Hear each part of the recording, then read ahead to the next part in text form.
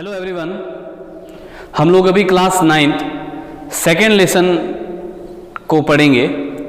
जैसा कि आपको स्क्रीन पर दिख रहा है द साउंड ऑफ म्यूज़िक, यानी यह लेसन जो है वो म्यूज़िक से रिलेटेड है। अब यह जो सेकेंड लेसन है इसके दो पार्ट है। First part is related to Evelyn Glennie. एक इवलिन ग्लेनी नाम की एक लड़की है जो म्यूज़िक प्लेयर है, उससे रिलेटेड एक कहानी है जो हम पहले पढ़ेंगे। सेकेंड पार्ट जो है इसका वो है the shehnai of Bismillah Khan, यानी बिस्मिल्लाह खान की कहानी है। बाद में उस बारे में डिस्कस करेंगे। अभी हम इवलिन ग्लेनी के बारे में चर्चा करते हैं। अब जैसा कि इस लेसन का नाम है, हमको स्क्रीन पर दिख रहा है, उसके फोटोज़ वीडियोज़ भी दिख रहे हैं।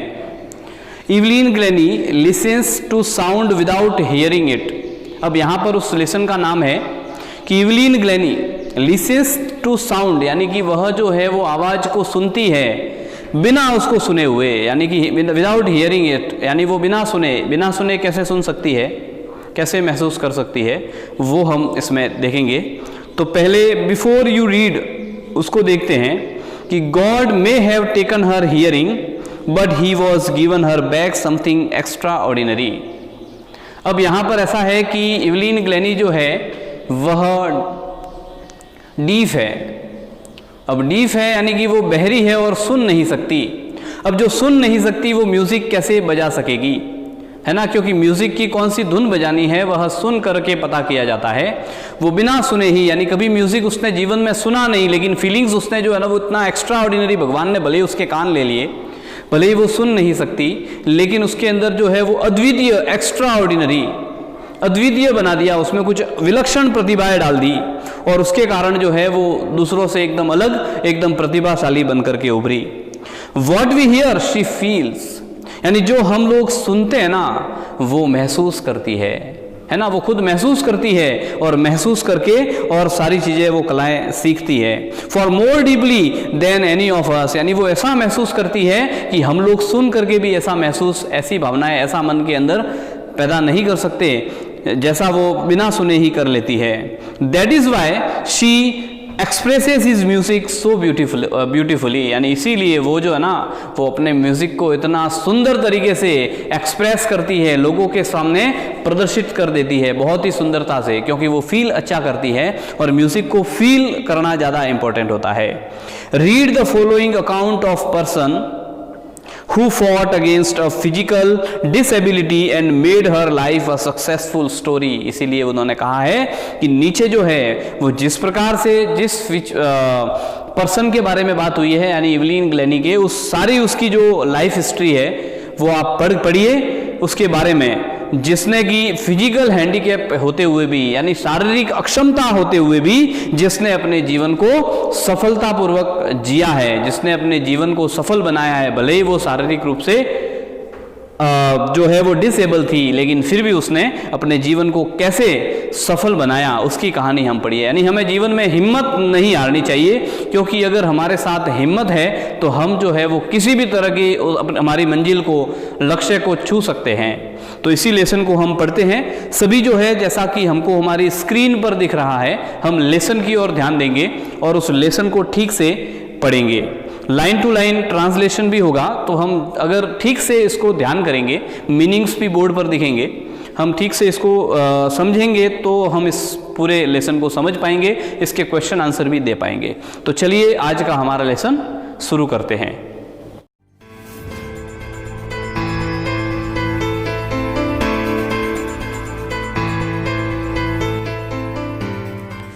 Rush hour crowds jostle for position on the underground train platform। अब यहाँ पर इसने कहा है कि यहाँ अंडरग्राउंड ट्रेन प्लेटफॉर्म की बात हो रही है, यानी कि ट्रेन के प्लेटफॉर्म होती है जहाँ पर हम लोग ट्रेन में बैठने के लिए जाते हैं। उसी तरह का एक प्लेटफॉर्म है जो अंडरग्राउंड में है, और वहाँ पर यह लड़की अपनी पोजीशन प्राप्त करने के लिए हर कोई जॉसल का मतलब होता है धक्का मुक्की करना, तो हर कोई धक्का मुक्की कर रहा है अपनी उस भीड़ के अंदर, उस रश आवर क्राउड, यानी कि क्या होता है, सुबह ऑफिस जाने के समय भीड़ होती है, शाम को वापस आने के समय भीड़ होती है, तो जो भीड़ का समय होता है उस भीड़ के समय की, यानी वास्तव में बड़े शहरों में जब वो भीड़ का समय होता है, गाड़ी में, ट्रेन में बैठने के लिए कितनी खतरनाक भीड़ होती है वो हम देख सकते हैं हमारी स्क्रीन पर। तो ऐसी भीड़ भरे माहौल में वह लड़की भी अपनी पोजीशन पाने के लिए संघर्ष कर रही है, यानी कि संघर्ष हो रहा है। A slight girl looking younger than her 17 years was nervous yet excited as she felt the vibrations of the approaching train।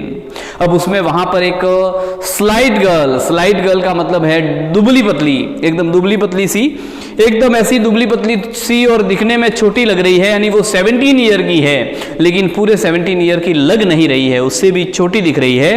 ऐसी एक लड़की वहां पर जो है वो खड़ी है और वह जो है वो नर्वस है, ठीक है ना, क्योंकि भीड़ है इसीलिए वो भले ही छोटी लग रही है लेकिन वो नर्वस तो है, लेकिन फिर भी वो एक्साइटेड है, उत्साहित है। जब वो ट्रेन के आने की ध्वनि को महसूस करती है, सुन तो नहीं सकती ना, लेकिन जब उसकी वाइब्रेशंस जो हो रही है ट्रेन आने से पहले जो भूमि पर, उस वाइब्रेशन को महसूस करके उसको पता चल गया है कि ट्रेन आने वाली है, वो बिल्कुल एक्साइटेड है उस ट्रेन की आवाज को सुन करके, उसको आती हुई देख करके। क्यों वो इतनी एक्साइटेड क्यों है? क्योंकि it was her first day at the prestigious royal academy of music in London and daunting enough for any teenager fresh from a Scottish form. तो यह कह रहे हैं कि वो इसलिए एक्साइटेड है क्योंकि आज उसका जो है वो पहला दिन है, वो जा रही है उस म्यूजिक एकेडमी में, रॉयल एकेडमी ऑफ म्यूजिक, यानी कि यह जो म्यूजिक की बड़ी एकेडमी है लंदन की, जहां पर हर कोई जाने के लिए और उत्साहित रहता है, हर कोई जो है वो वहां पर जाने के लिए डॉन्टिंग का मतलब है डर महसूस करना, है ना, तो वो डर महसूस करता है हर एक टीनेजर फ्रेश, और वो भी स्कॉटिश फ्रेश, यानी स्कॉटिश फॉर्म से, यानी कि जो स्कॉटलैंड का रहने वाला है, उसका बोलने का लहजा उस प्रकार का है, उसका चाल चलन उस प्रकार का है, उसको लंदन के अंदर इतनी बड़ी रॉयल एकेडमी ऑफ म्यूजिक के अंदर परफॉर्मेंस करने से हर कोई टीनेजर जो है, हर कोई किशोरावस्था का व्यक्ति जो है वो जरूर ही डर महसूस करता है। उसको वहां जाने का मौका मिल रहा है और वो पहला चांस है उसका। But this aspiring musician faced a bigger challenge than most. She was profoundly deaf. लेकिन यह जो यंग एस्पिरेंट है, यानी यह जो है वो उसमें भाग लेने वाली लड़की, यानी कि जो कि एक बहुत बड़ी एस्पायरिंग म्यूजिशियन, यानी कि जो म्यूजिशियन बनना चाहती है, ऐसी उस लड़की के लिए दूसरी लड़कियों से, दूसरे लोगों से ज्यादा चैलेंज है, बड़ा चैलेंज है उस रॉयल एकेडमी ऑफ म्यूजिक में जाना, है ना, उस एकेडमी में जाना, रॉयल एकेडमी ऑफ म्यूजिक में जाना एक बहुत बड़ा चैलेंज है। क्यों? क्योंकि शी वॉज प्रोफाउंड डीफ, यानी कि वो पूर्ण रूप से बहरी है। यानी एक तो क्या होता है, ऊंचा सुनता है, सुनाई कम देता है, लेकिन इसको तो बिल्कुल सुनाई नहीं देता। शी वॉज प्रोफाउंड डीफ, यानी कि वो प्रोफाउंडली डीफ है, पूर्ण रूप से बहरी है। अब ऐसी लड़की जो है वो इतने बड़े म्यूजिक शो में जा रही है अपने परफॉर्म करने के लिए, कैसा उसके लिए बड़ा चैलेंज होगा। अगले बिंदु को देखते हैं। Evelyn Glennie's loss of hearing had been gradual. अब वो बता रहे हैं, उस समय का इवेंट बताया था जो लेटेस्ट चल रहा है वो, कि वो रॉयल एकेडमी ऑफ म्यूजिक में अपना फर्स्ट चांस देने के लिए, अपना इंटरव्यू देने के लिए या अपनी परफॉर्मेंस देने के लिए जा रही है, लेकिन वो पूर्ण रूप से बहरी है। वो बहरी कैसे हुई? तो ये बता रहे हैं कि Evelyn Glennie's loss of hearing had been gradual. उसकी जो कानों की जो शक्ति है ना सुनने की, वह धीरे धीरे यानी क्रमबद्ध तरीके से, ग्रेजुअली क्रमबद्ध तरीके से वह जो है वो कम होती गई। Her mother remembers noticing something was wrong when the 8-year-old Evelyn was waiting to play the piano. They called her name and she didn't move. अब यहां कह रही है उसकी मां ने कब महसूस किया? जब वो 8 साल की थी, जब उसको ऐसा लगा, कुछ अजीब लगा कि इस बच्ची के साथ जरूर कुछ ना कुछ गलत, यानी कुछ ना कुछ कमी या कुछ ना कुछ मिसअंडरस्टैंडिंग या कुछ ना कुछ गड़बड़ है। अब क्या गड़बड़ हो सकती है? क्यों? क्योंकि जब वो किसी कार्यक्रम में हिस्सा लेने के लिए गई, वो इंतजार कर रही थी कि पियानो बजाने की मेरी बारी आएगी। स्टेज से उसका नाम लिया गया लेकिन वो हिल नहीं रही थी, यानी नाम सुना ही नहीं दिया उसको उसका, है ना। तब उसकी मां समझी कि कुछ न कुछ गड़बड़ है, कुछ तो कुछ समस्या है, ऐसा उसने समझा था। I suddenly realized she hadn't heard. तो उसकी माँ कहती है कि मुझे उसी समय अचानक महसूस हुआ कि इसने सुना नहीं है, इसको सुनाई नहीं दिया है, कहीं ना कहीं उसको सुनाई दिया नहीं है। Says Isabel Glennie, for quite a while Evelyn managed to conceal her growing deafness from friends and teacher। यानी ऐसा उसकी माँ ने कहा कि शायद इसने सुना नहीं है, लेकिन धीरे धीरे यह उनके पूर्ण रूप से विचार में ध्यान में कब आया, जब उसकी धीरे धीरे इसके सारे जो फ्रेंड्स हैं, यानी उसकी माँ का नाम इजाबेल ग्लेनी है, तो उनको ध्यान में जब आया, जब धीरे धीरे पहले तो उन्होंने कुछ समय तक इस बात को छुपाए रखा, किसी को कहा नहीं कि मेरी बेटी बहरी है ना, क्योंकि समाज में सब लोग क्या सोचेंगे, उनकी बेटी बहरी है वगैरह। लेकिन धीरे धीरे जब उसके फ्रेंड्स को पता चल गया, जब उसके टीचर्स को पता चल गया, तब यह मतलब सभी लोगों को यह जानकारी हो गई। But by the time she was 11, her marks had deteriorated and her headmistress urged her parents to take her to a specialist. और फिर धीरे धीरे उसकी उम्र 11 साल की हो गई और अब उसके स्कूल में सबको पता चल गया। तो जब तक इसको पढ़ाते रहे, लेकिन एक दिन उसकी हेड मिस्ट्रेस ने उनको बुलाया, उसकी माँ को, इजाबेल ग्लेनी को, और बुला करके और उन्होंने बता दिया कि अब इसको कहीं ना कहीं स्पेशलिस्ट को दिखाइए, क्योंकि आपकी बेटी सुन नहीं सकती। It was then discovered that her hearing was severely impaired as a result of gradual nerve damage. तब उसकी माँ को ध्यान में आया कि उसकी जो सुनने की शक्ति है वो धीरे धीरे इम्पेयर्ड हो गई। इम्पेयर्ड का मतलब होता है वीकन, कमजोर हो गई। तो वो कमजोर हो गई थी क्योंकि उसकी जो लगातार जो है वो उनकी नर्व्स, यानी उसकी जो दिमाग की या सुनने की जो नस है वो धीरे धीरे डैमेज होने के कारण अब एकदम ज़्यादा असर करने लगी और अब पूर्ण रूप से वह जो है वो बहरी हो चुकी है।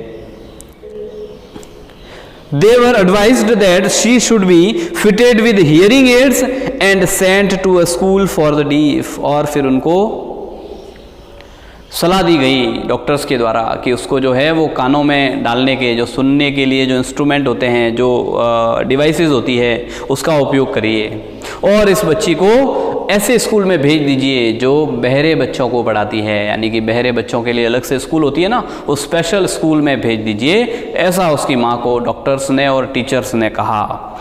Everything suddenly looked black, says Evelyn. अब एवलिन ग्लेनी कहती है, जब उसका इंटरव्यू वगैरह हुआ होगा तब उसने बताया होगा कि जब मेरी माँ को उस समय मेरे सामने, जब मैं 11 साल की थी, मुझे ये बताया, तब मेरे सामने सब कुछ जैसे कि अंधकार छा गया कि मेरे जीवन का क्या होगा, अब आगे अंधेरा ही अंधेरा है। इस तरह से उसने फीलिंग की।